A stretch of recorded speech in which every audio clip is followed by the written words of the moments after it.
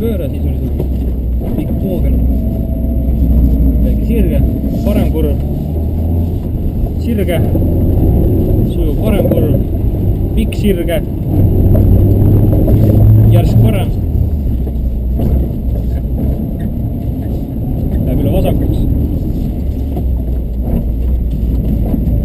siin on pikk sirge, parem kurv, väike sirge, jälle uuesti parem kurv ja nüüd tuleb vasak parem S, väga hästi ja vasak pikk poogel ja viimane sirge nüüd ja stopp.